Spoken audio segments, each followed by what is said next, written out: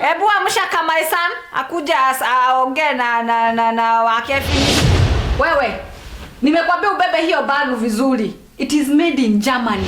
Uko sure amelala ama kuna kitu umemfanyia? Kamai-san, njoo ni wa Wajiro. Wacha kuburuta hiyo bag hivyo wewe. Hawa watoto lazima waoane. Shika simu uongea na Wajiro. Wajiro. Si umesikia nakupenda sana kama idata. Sasa shughuli tutaishi hivyo mpaka lini? Shumi wa Rama. Huyo yero ni bure kabisa. Ati. What? Ati nini? What? Nyamaseni. Mnajifunika nini? Huyu sio baba yako. Ati unamuita tu, yes daddy. Yes daddy. Kushikana tu, si ndio? Jo, kwa nini mnawash vitu za devil worshiping?